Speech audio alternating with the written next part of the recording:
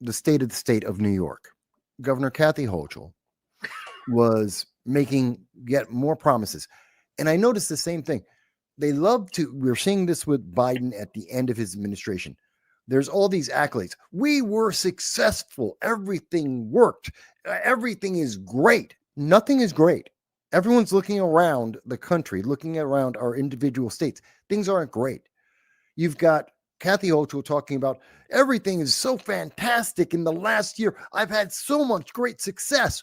A woman got burned to death not more than 3 weeks ago, was burned alive. People have been stabbed and shot consistently in the last year, even as she's telling us that the subways are safe. California, we've got Governor Newsom, who's trying to say President Trump is the bad guy and Republicans and MAGA are the bad people because he, in 2013, the Democrats in 2013, decided not to take care of the forest and to make dumb plans about the water to cut it off, which created an environment that was a ticking time bomb that just went off. Oh, and you can't say that, Michael. You're politicizing it. As if their actions weren't political. Why didn't they clean up the forest? You're politicizing this tragedy that's going on in California, Michael. You can't say that. But it's the truth. This is why you still can't say it. Sure you can.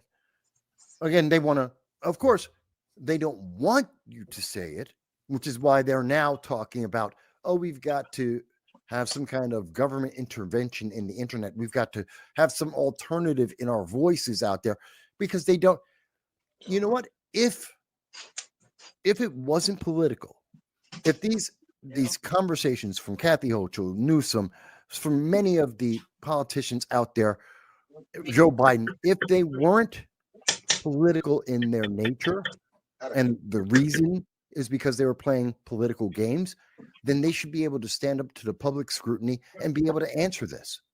If I'm wrong and I'm making it political, they should be easily able to point. Well, and here's the thing, okay? It is political, 100%. It's political policies that were put in place that have resulted in these tragedies. Yeah. It is the political policies that created these problems. Okay. So it is 100% political. Yeah. And that's the whole thing. And they're trying to say that, well, here's another scope of politicizing this. And this is directed directly at Joe Biden. He has said that whatever resources needed, no matter what the cost, it is getting sent to California immediately. Yeah. What was that response in North Carolina? Well, to put the numbers to it, the response by the Biden-Harris administration for North Carolina after Hurricane Milton, they got hit with two back-to-back hurricanes. I believe it was Helene and Milton back-to-back. $100 million was spent by FEMA in North Carolina to this day.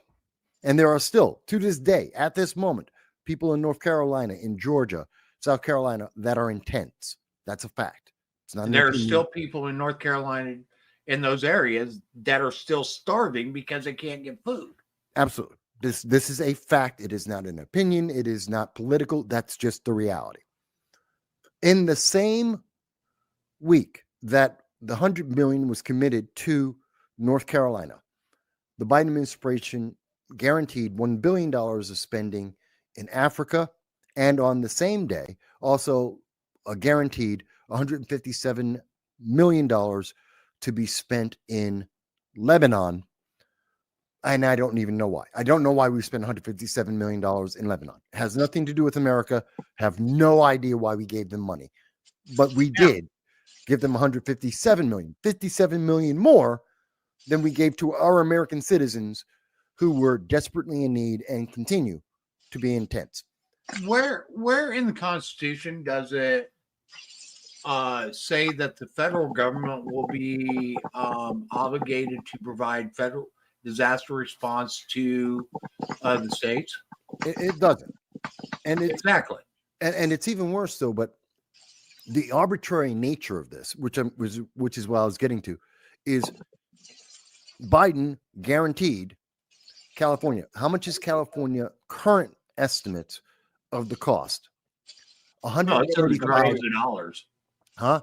It's in the trillions of dollars. No, it's at the current estimate, $135 billion with a B. So he gave $100 million to North Carolina. It's been 4 months. People are still in tents. He is just guaranteed blank check for the next 6 months to spend whatever is necessary on a $135 billion disaster, which means that more money will be spent for Hollywood than it will be for for a region, not even the state, just for a city within LA is going to get more money than the entire North Carolina, South Carolina, and Georgia recovery combined. 3 states aren't going to get as much money as a city. Now let's look at this. Democrat president giving that money to a Democrat state. Yes, that's exactly 3 states that were affected by those hurricanes were Republican. Yeah. That is the very reason why the federal government is not supposed to be doing disaster relief. I can understand that would be one very good reason for them not to do it. And I think it's a fantastic reason why everyone who's hearing this, whether you live in California, New York, in the South, wherever you are, you should be writing a letter to your politician, whether they're Democrat, Republican, I don't care, whatever they are. You should be writing letters to the politicians and to the governors and say, this can't happen. We need to take this out of their hands. We cannot continue to play partisanship that the donors, the reason why California, the LA, in particular, Hollywood, wildfires are going to get $100 billion potentially, as compared to the $100 million with people still suffering for 4 months in the South, is because there's more donors, more political donors in Hollywood than there are in North Carolina, South Carolina, and Georgia combined. That's the reason why. And if that's not true, I'd love to hear the Democrat explain to me. I'd love to hear any politician explain to me why we should be spending more for a city than 3 states combined that are continuing to suffer. Thank you so much for tuning into No Soundbites Allowed today. I'm the political dragon, Michael Voss, and I hope you've enjoyed this conversation. If you liked today's show, don't forget to subscribe, share, and leave us your comments.